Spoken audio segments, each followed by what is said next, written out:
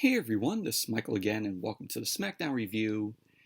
And Smackdown tonight was terrible, in my opinion. The whole show just mainly focused around Roman Reigns and the Mysterios and the Usos for the Smackdown tag team titles. That was all. Everything else that happened on the show, garbage. But before I start the review, if you guys haven't checked out my previous video that I uploaded earlier today, I did a movie review of The Gate. So if you guys haven't checked out my review of that, definitely go check it out. It was a fun film. Really enjoyed it. It's one of those films that I've been wanting to see, but never had the chance until today to check it out. So check out my review of The Gate if you guys haven't seen it yet. And the Dynamite review will be up tomorrow. Well, it's already Saturday. As I'm doing this video, it's 12:36. So I watched Dynamite tonight, which the review will be up tomorrow or later today. For you guys seeing it later on. But before I start the review, I just want to talk about the releases. The superstars that WWE released. And I know you guys have seen the superstars that got released, but I just want to touch on it. So WWE released this week Braun Strowman, Aleister Black, Lana, Ruby Riott, Buddy Murphy, and Santana Garrett.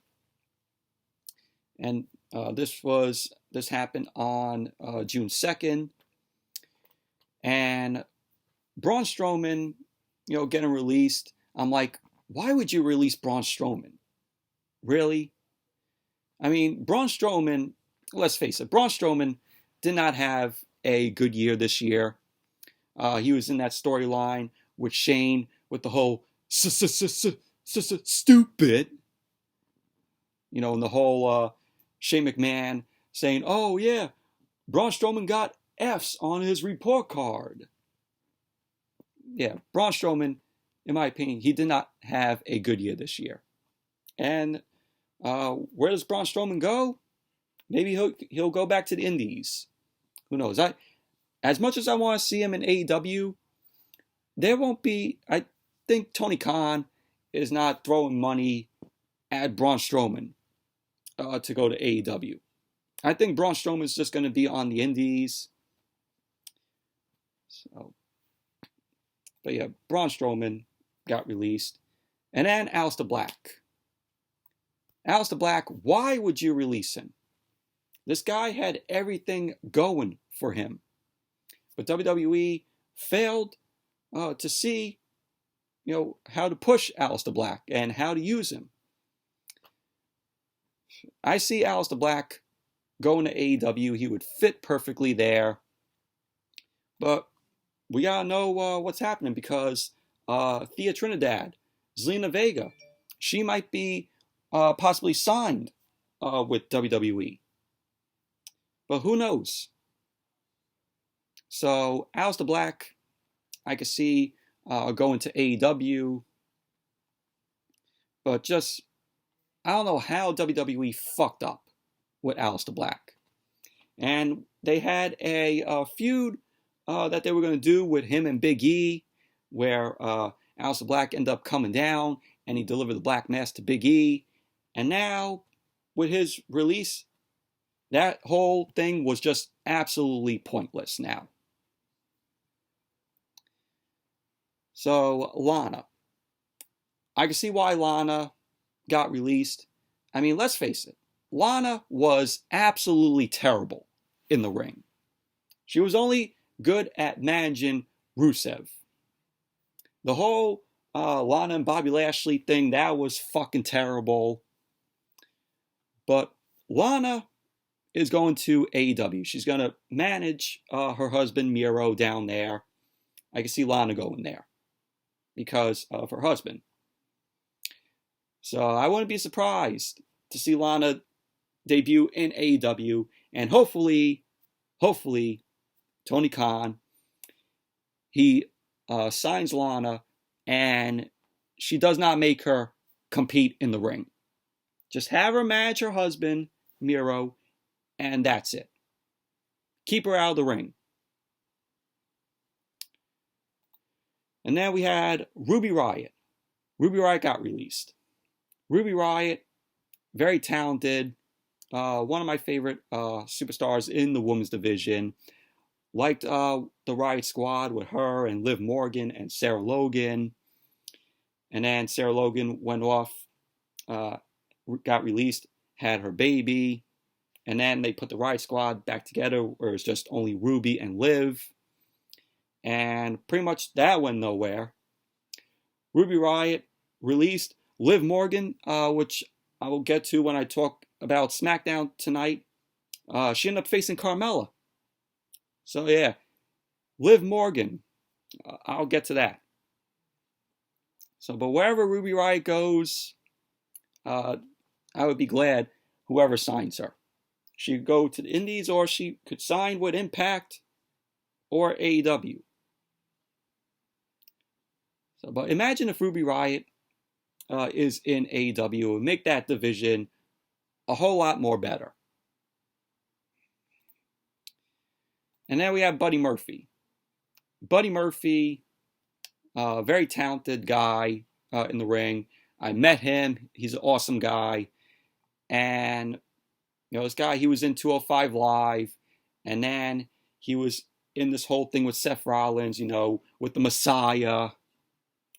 And then they did a storyline with Buddy Murphy, who's having the likes for Rey Mysterio's daughter, Aaliyah, which they dropped that storyline.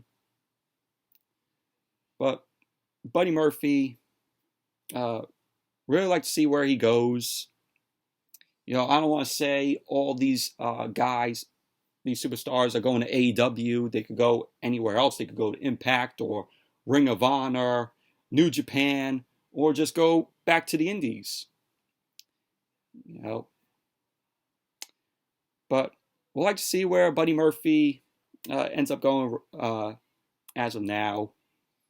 When his 90 days are up. I mean, they all have 90 days in their contract for, you know, them to go compete elsewhere. And then we had Santana Garrett, which they haven't even used her at all. So I can see why about Santana Garrett.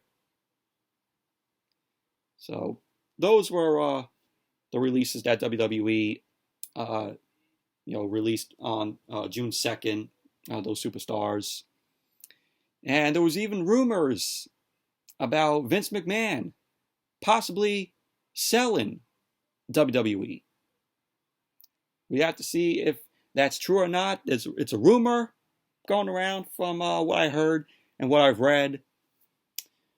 But we'll see what happens. Maybe, you know, if Vince McMahon decides to sell WWE, I could definitely tell you right now, if Vince McMahon sells WWE, I'll bet you right now, NBC Universal is going to buy them. Because they already have Peacock. They already have the WWE Network on Peacock. I would not be surprised if NBC Universal purchases WWE in the near future, or wherever, or whenever Vince McMahon sells the company. Like I said, it's a rumor.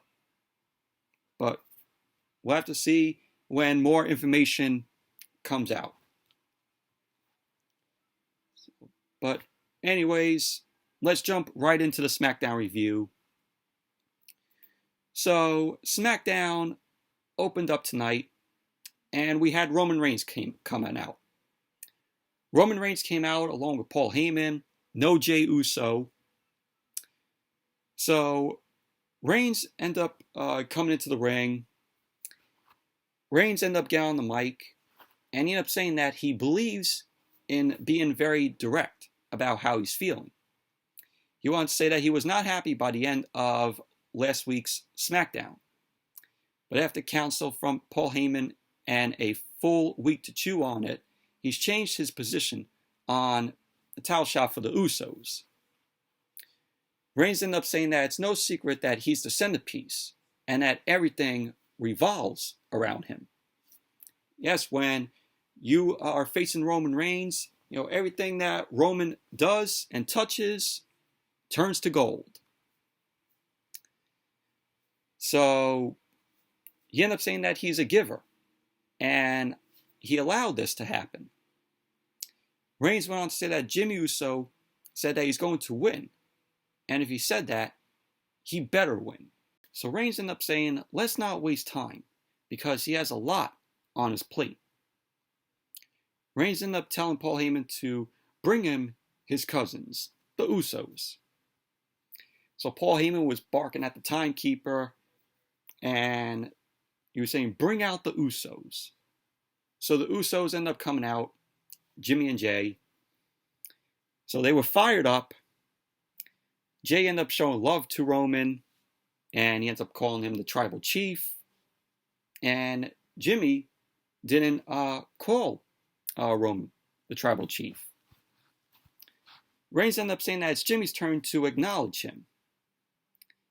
So Jimmy ended up saying that he thought he already did at Hell in a Cell when Reigns choked Jay out. So Jimmy ended up saying that it's not about that. It's about tonight and locking down the tag team division, making the family proud, and becoming 7-time tag team champions. So Reigns was just nodding his head, and Reigns is really pissed off about this because Jay is back with Jimmy, and Roman in his head thinks that Jay needs him. So Reigns ended up wishing the Usos good luck. He ended up saying that Jimmy called the shot and that he understands because he does the same and that he gets the job done. He ended up saying that if Jimmy end up saying that they're going to win, he needs to make sure him and Jay win. So Reigns ended up telling the both of them to remember that the whole family is watching. He ended up telling Jimmy and Jay to get the job done and bring him the titles when the match is over. So Reigns ended up dropping the mic, and he ended up looking on. So then out came Rey and Dominik. So we had Paul Heyman and Roman Reigns walking past the Mysterios on the stage. They went to the back. And then SmackDown went to commercial. Then when SmackDown came back, we had the Usos versus the Mysterios for the SmackDown Tag Team titles. This was a pretty good match here. I mean, this whole thing literally took up almost an hour of the show. So the match started off with Jimmy and Dominik. They'll end up ringing. They both end up locking up. Jimmy ended up taking Dominik into the corner. Jimmy dropped Dominik with a shoulder. They both end up running the ropes. Dominik ended up delivering a drop kick to Jimmy and then an arm drag. And Dominik then took Jimmy into the corner, tagged in Rey, and both Rey and Dominik delivered a double hip toss to Jimmy. Dominik ended up powerbombing Rey on top of Jimmy and went for a 2 count. Jay ended up coming in. Him and Jimmy ended up doing a double team on Rey. Jay ended up covering, which Rey ended up kicking out at 2. Jay delivered a backbreaker over his knee on Rey for a quick pin attempt. So Rey ended up fighting Jay off. They were tangling. Rey ended up taking Jey Uso back down. Jimmy came in, and Jimmy and Jay ended up delivering a double team to Rey. Went for the cover. Rey kicked out at 2. Paul Heyman and Roman were watching the match from backstage. And Jimmy ended up keeping Rey grounded, and he went to go for another pin attempt. So we had Jimmy end up coming back and delivered a drop kick to Rey. Went for a cover, which Rey kicked out at 2. And there was a point in the match where Jimmy ended up catching Rey in midair. And he ended up slamming Rey on top of the announce table with a Samoan drop, which looked pretty brutal on Rey's back. So then SmackDown went to commercial. Then when SmackDown came back, we saw Jimmy and Jay. They were keeping Rey down in the corner. Jay was stomping away. He was talking trash to Rey Mysterio.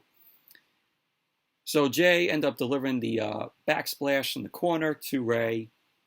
Jimmy ended up tagging in. He ended up going to the top. Jimmy ended up delivering a double axe handle to Rey because Jay was holding Rey over his knee. So he went for the cover. Rey kicked out at 2. So at the end of the match, Jimmy ended up going to the top to deliver the Uso splash. Dominik ended up getting his knees up. So Dominik turned the block into a roll-up. And the referee ended up counting 1, 2, and then 3. And we saw Jimmy's arms up. So the referee ended up botching. So Rey and Dominik end up retaining the titles. So the Usos, post-match, the Usos were arguing with the referee. Michael Cole and Pat McAfee also speculated on Jimmy kicking out. So we saw a replay. The referee did make a mistake. He did botch because Jimmy ended up kicking out because his arms were up. So the Usos were just arguing with the referee. And we saw Roman Reigns and Paul Heyman backstage. Reigns ended up telling Paul Heyman to bring them to him now. So that was that. We also saw another replay of that botched count by the referee. Overall, it was a pretty good match. And then we saw the Usos backstage with Roman. Jimmy ended up pointing to how they were cheated against the Mysterios. And Reigns didn't want to hear it. So Roman ended up going on about how they have embarrassed the family. He ended up saying that the only thing that the Usos are lucky about is that there's still time left of the show. So Reigns ended up saying to Jimmy and Jay that they better take their asses to Adam Pearce or to Sonya Deville to fix this because he wants this handled tonight. Reigns ended up saying that they are 6-time tag team champions who made WrestleMania once. And in less than a year with him, he ended up saying that Jay had closed the show and walked out holding his head held high for the world to see. So we had Reigns end up asking Jimmy if he understands his position. And Jimmy was looking at Jay. And Jimmy stared back at him. Jay ended up looking at Reigns. And he ended up correcting him, saying that he's Jay, not Jimmy. So Reigns ended up laughing. He ended up asking if it matters anyway with the way things are going. So that was that. So then we saw Kayla Braxton. Kayla Braxton was backstage with Seth Rollins. And Kayla Braxton ended up showing how Rollins ended up ambushing Cesaro 2 weeks ago, where Seth Rollins ended up attacking Cesaro on the floor, delivered the stomp to Cesaro on the steel of the ramp. So Kayla Braxton ended up bringing up to Seth Rollins about a possible return by Cesaro, pointing to how Cesaro doesn't give up or back down. So Rollins ended up seeing what Kayla Braxton was trying to do here. And Kayla Braxton was asking Seth Rollins what happens when Cesaro returns. So Rollins removed his mic and he chucked it at Kayla Braxton. And Kayla ended up thanking Seth Rollins, and Rollins was just staring at her, smiling. And that was that. So Cesaro will be back. His push hopefully continues. And then we saw the Street Profits. The Street Profits were backstage.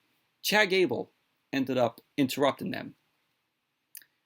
So Chad Gable ended up saying that he's seeing a downward trend in the Street Profits' careers as he's been watching their tapes. And he was like, it's obvious that they are down.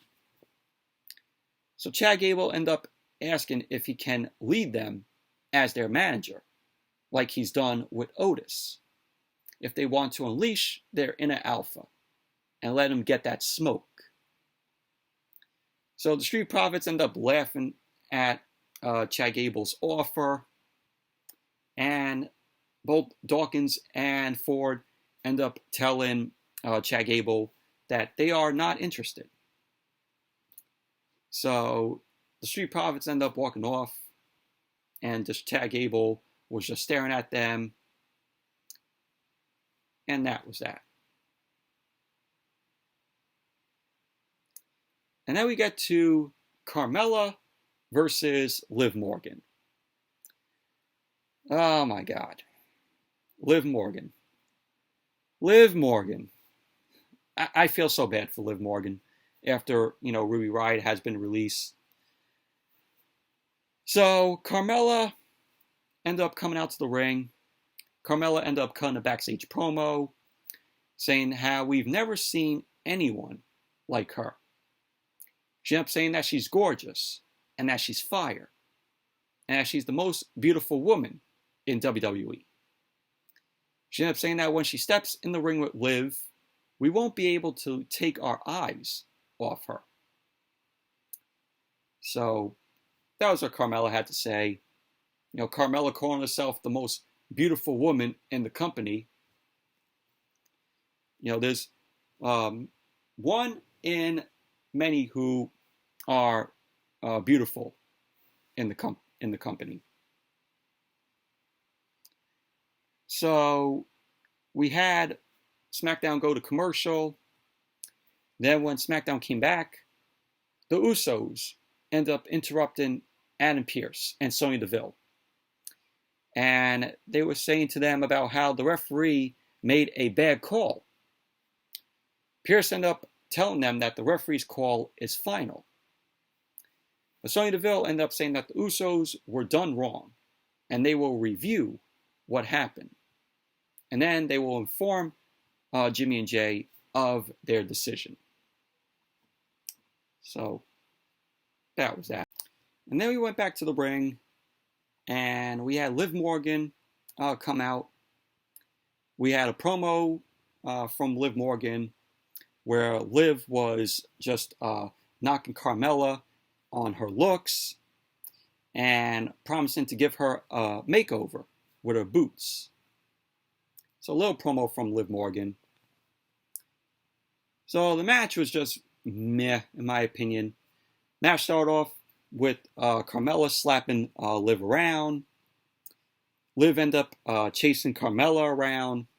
Carmella went back into the ring, but Liv ended up pulling her back out, launched her into the barricade, and then she ended up launching Carmella into the barricade again. So Liv ended up slamming Carmella's face into the edge of the apron several times. Carmella ended up kneeing Liv and then kicked her to the mat. And Carmella was talking trash in the corner. She was delivering back elbows to Liv's face. Carmella ended up taking Liv down for a 2 count. She was still trash talking. The end of the match, Carmella ended up locking in the code of silence. Liv Morgan tapped out. So Carmella ended up winning the match. So post-match, we had Carmella end up calling Greg Hamilton over. She was whispering something in Greg Hamilton's ear. Hamilton ended up announcing her as the winner and as the most beautiful woman in WWE. So that was that. But Liv Morgan, without Ruby Riott, WWE is going to be burying Liv Morgan. This woman deserves better. So they're going to bury her, or better yet, send her off into catering. Because we all know that's what they're going to do. Either send her to catering, or they're going to bury her. This woman deserves better. She's that talented in the ring, in my opinion.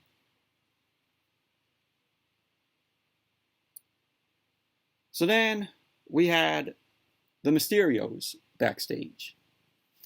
And both Ray and Dominik were leaving the building. Sonya Deville and Adam Pearce end up stopping them. So they end up saying that they reviewed the footage, and it's clear that the referee made a bad call in the match earlier. So Adam Pearce and Sonya Deville end up ruling that the Usos will receive another shot at the tag team titles later on in the night. So the Mysterios end up saying okay. And that was that. So we had a rematch. Great.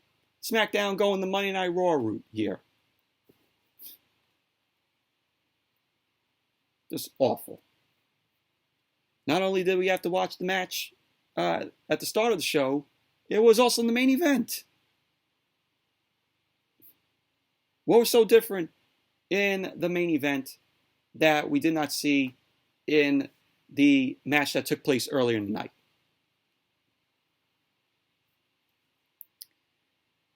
So then we had Bianca Belair.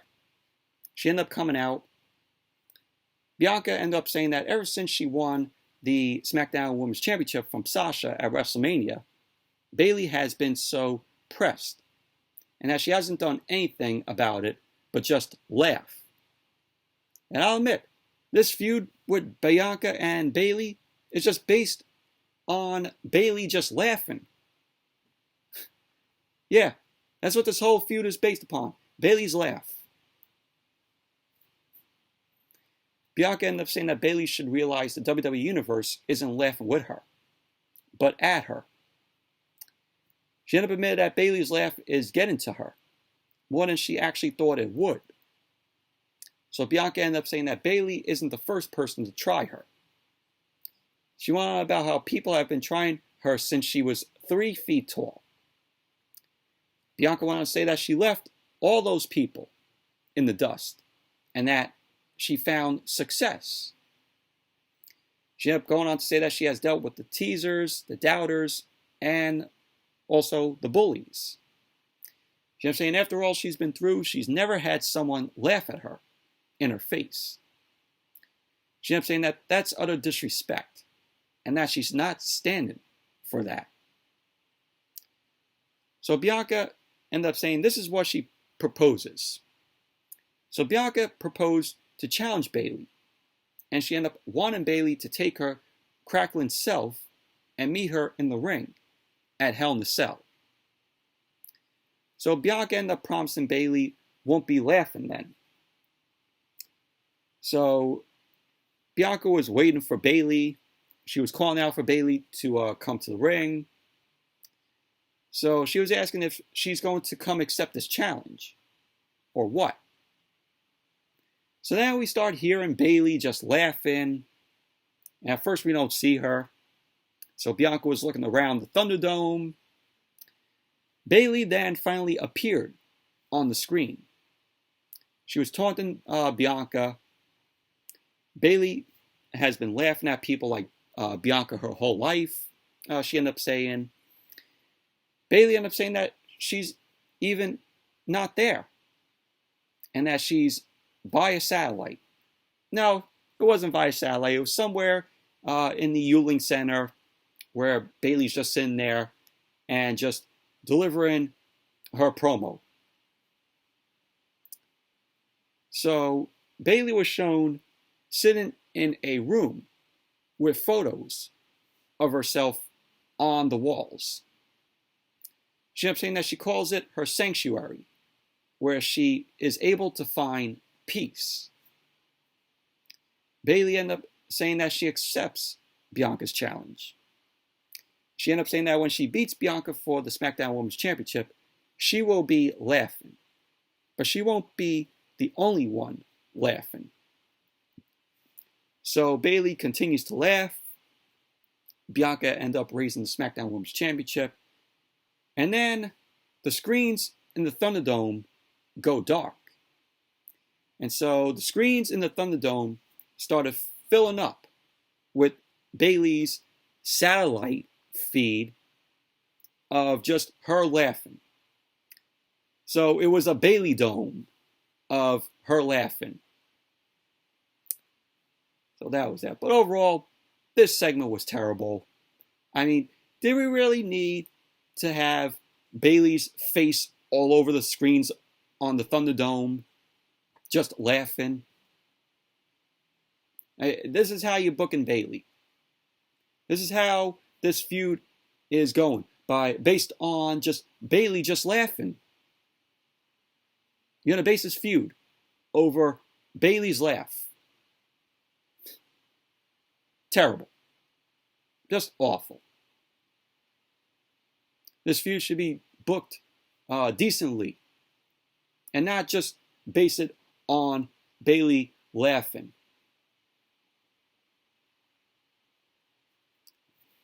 Street Profits were backstage.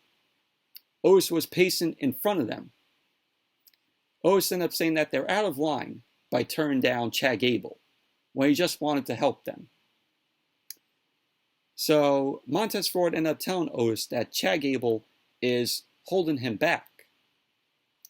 He was like, what have you accomplished since you got with Chad Gable? So the Profits ended up saying that maybe Otis should check out of the Alpha Academy and get his money back.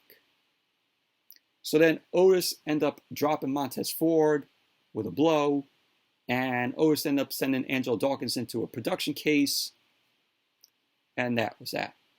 But are we still buying Otis as a heel? I still don't buy Otis as a heel, and I know a lot of you don't buy Otis as a heel. Boy, do we all miss that guy? What was Otis's partner, who's no longer with the company? Oh yeah, Tucker Knight. Don't we all miss Tucker and Otis together? I sure do. Heavy Machinery with Otis and Tucker, they were fun. But no, WWE had to fuck that up and, have Otis and Tucker go as singles competitors.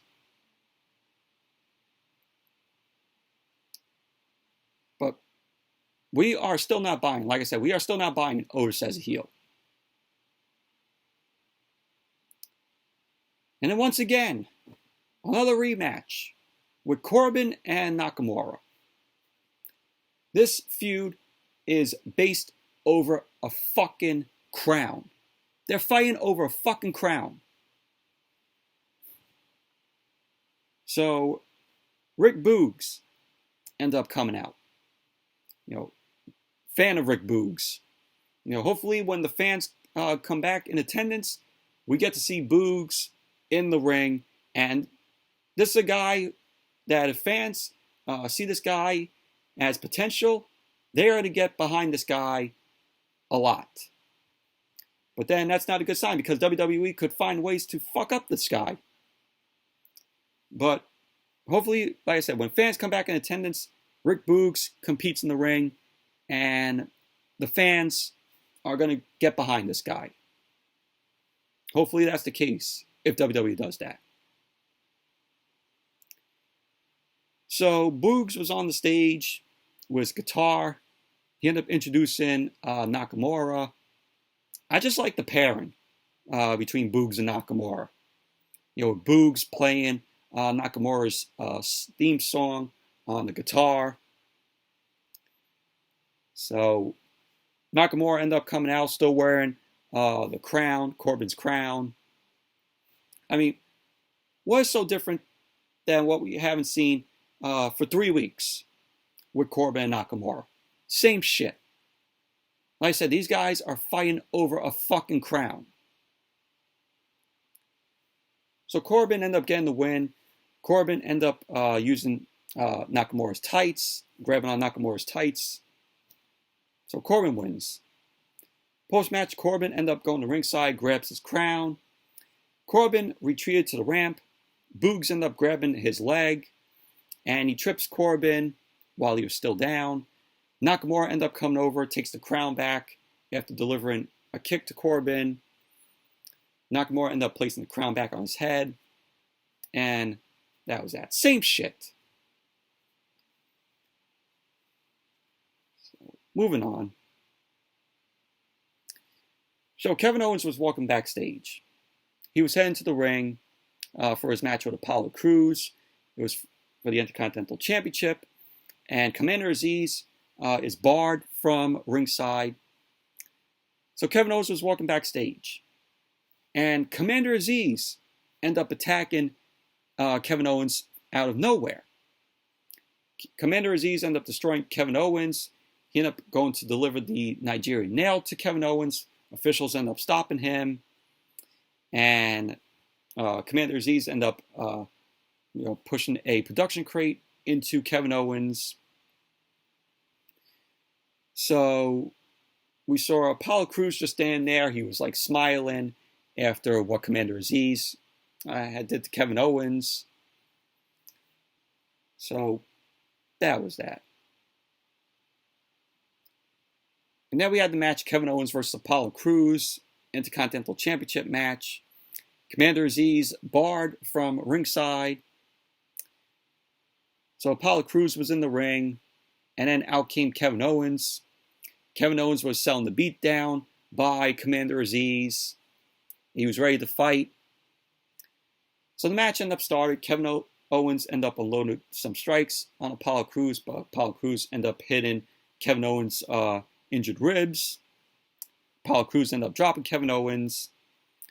Crews then delivered a rib breaker over his knees to Kevin Owens. Apollo Crews ended up holding Kevin Owens down, and he ended up stomping Kevin Owens, kicked him into the corner. Crews then delivered a snap suplex to Kevin Owens. He went for the cover. Owens kicked out too. So the referee was checking on Kevin Owens. Crews delivered a shot to Kevin Owens' gut, but Kevin Owens ended up fighting back. Apollo Crews ended up whipping Kevin Owens into the corner. He ended up going down. And Crews was just laughing as he was taking his time with Kevin Owens. Kevin Owens ended up mounting some offense. He ended up clotheslining Apollo Crews and delivered a senton, but he also injured him. Kevin Owens injured himself delivering the senton because of those injured ribs. Kevin Owens then tried to go for a pop-up powerbomb, but of course his ribs were hurting him, and Apollo Crews ended up taking Kevin Owens out. Apollo Crews ended up charging to Kevin Owens, but Owens ended up dumping him over the top rope, and Apollo Crews went out to the floor. So, at the end of the match, we had Apollo Crews ended up winning the match, where Crews ended up scooping Kevin Owens on the shoulders, delivered a Death Valley driver on the edge of the apron. So Apollo Crews then rolled Kevin Owens back into the ring. Crews went for the cover, and there you go. Apollo Crews ended up winning the match, retaining the Intercontinental Championship. So post-match, Apollo Crews ended up taking the Intercontinental Championship up the ramp. Out came Commander Aziz to stand tall with him. And then we see Sami Zayn comes running out. He ran past Apollo Crews and Commander Aziz. He got into the ring. He ended up dropping Kevin Owens with a haluva kick. Sami Zayn was yelling at Kevin Owens, and he was screaming at Kevin Owens about how this was karma that kicked him. Not him, not Sami Zayn. So Sami ended up exiting the ring. He ended up coming back in, started stomping away on Kevin Owens. Sami ended up going back up the ramp. He was yelling about how he didn't do anything, and that karma did it. So that was that. But overall, okay match from Kevin Owens and Apollo Crews. And then we see the Street Profits backstage.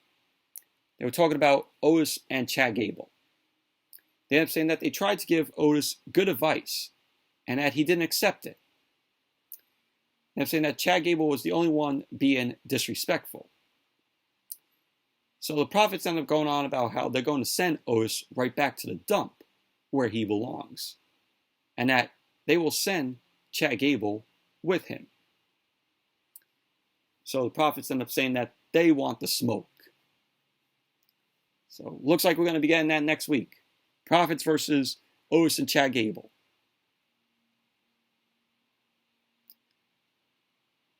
So then we had the rematch. The Usos versus the Mysterios Smackdown Tag Team title match. What was so different than what we saw earlier in the match that they had at the beginning of the night? Just same old. So at the end of the match, Roman Reigns came out. Came out of nowhere, delivered a Superman punch to Dominik, knocked Dominik off the top turnbuckle. The referee ended up calling for the match. So the Mysterios win the match by disqualification. Post-match, Ray ended up attacking Reigns. Reigns then leveled him with a spear. So Reigns was screaming at Jimmy and Jay about having to clean up their mess. So we had Dominik down on the outside. Reigns ended up tossing Ray out of the ring.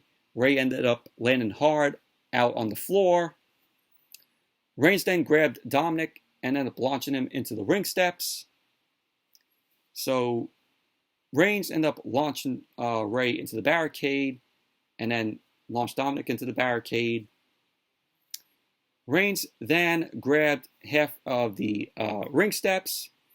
He ended up ramming them into Dominik's face as Dominik ended up trying to get back up. Reigns was yelling at the Mysterios. He ended up dropping Ray with half the ring steps with a shot to the face. Reigns then ended up tossing Ray over the barricade. And then Reigns went back to unload on Dominik against the barricade with right hands. Reigns ended up bringing Dominik back into the ring. And he was just throwing right punches at Dominik. So Paul Heyman was also watching at ringside. He was holding up the Universal Championship. The Usos recovered in the ring, and they were just watching the assault on Reigns, just assaulting on Dominik. So Reigns then choked Dominik out with a guillotine, and Dominik was screaming. He was tapping. There was nobody out there to help him. There was no referee. So Jimmy was yelling at Reigns to stop, and Jimmy was yelling to him, "Oh, that's enough. Don't do it like this." So Reigns was not listening to Jimmy, and he was staring Jimmy down. Jimmy ended up telling him, "Not like this." Jimmy then ended up exiting the ring as Reigns ended up looking on. So Jimmy was yelling at Jay to come out and join him. So Jay was hesitating a bit, but he went to exit the ring. Reigns then ended up stopping Jay. Jay was just looking down at Reigns, looking back and forth between Jay and him, between Jay and Jimmy. So Reigns was furious of Jay wanting to join Jimmy. So Reigns ended up going back to Dominik, started mounting him with more punches. Reigns ended up lifting Dominik and dropped Dominik with a powerbomb in the middle of the ring. So that was how SmackDown went off the air. But overall, SmackDown, awful show tonight.